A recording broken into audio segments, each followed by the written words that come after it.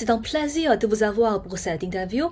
Tout d'abord, pouvez-vous nous présenter l'histoire et des thèmes explorés dans votre court-métrage Le poisson qui rêve des beaux océans mais qui se tape en vieux bocal?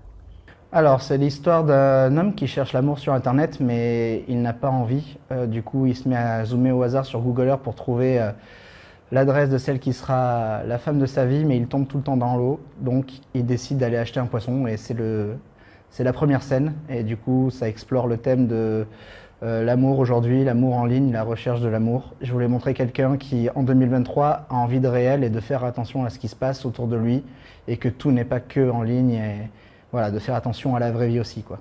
Qu'est-ce qui vous a inspiré pour créer ce film?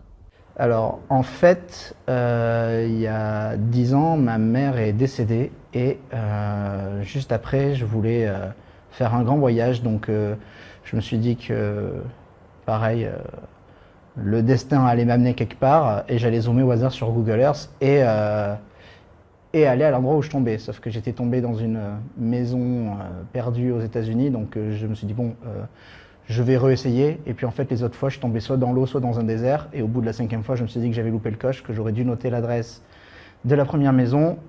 Et après, je me suis dit, ah, tiens, c'est un bon début de scénario. Pourquoi les gens feraient ça dans mon scénario? Et voilà, pour tout ce que j'ai expliqué avant, je pense que la recherche de l'amour, c'est quelque chose d'universel, que tout le monde recherche. Et c'était un bon moyen de parler de ces deux sujets en même temps dans ce film. Quelle a été votre réaction lorsque vous avez appris que votre court-métrage avait été sélectionné pour la nomination du meilleur court-métrage au Festival du film de Shanghai?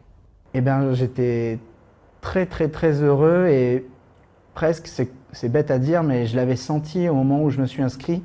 Quand je me suis inscrit, j'ai senti quelque chose de bizarre et j'avais pas fait gaffe aux dates. Et il se trouve que la première du film ici, c'est le jour où je suis arrivé et c'était le 12 juin. Et c'était les 10 ans du décès de ma mère ce jour-là. Donc, et il y a 10 ans, je devais venir en Chine voir un ami qui était étudiant ici. Tout était spécial et parfait. Ce film, ça m'aura pris 10 ans à le faire, mais ça devait se passer comme ça. Et à mon avis, c'est j'espère, pour de bonnes choses et que c'est un très bon début vu que c'est mon premier film. Donc, être dans ce festival en Chine, un festival de catégorie A, c'est incroyable et on est très bien accueillis et j'espère que ça ouvrira d'autres portes derrière. Quelle est votre opinion sur le Festival du film de Shanghai qui fait cette année son 30e anniversaire? Franchement, je suis impressionné par les installations. Il y a 400 films et ce qui est bien, c'est que ce n'est pas 400 films de 2022-2023. Les sélections sont restreintes et derrière les autres films, ça peut être des hommages ou des rétrospectives. Il y a une rétrospective pour parler au français sur Godard. Il y a plein de classiques chinois remasterisés. Il y a énormément de monde qui viennent, toutes les salles sont pleines. C'est au final, même pour nous, enfin, moi je suis arrivé vers la fin, donc toutes les places étaient prises. J'ai eu énormément de mal à trouver des places. J'ai pu aller voir au final les autres courts-métrages, mais vraiment, je crois qu'il est dans 40 cinémas dans Shanghai. Et pareil, j'étais surpris par Shanghai, que j'ai trouvé très beau. C'est un mélange de nature et de ville. La ville est pareil, très très propre. Enfin, j'ai autant de personnes qui vivent au même endroit. Je pensais que c'était presque, sans faire encore des blagues pour parler de Paris, qui n'est pas tout le temps très clean, mais là, c'était clean partout, des arbres qui ont l'air très très vieux, qui bordent les routes.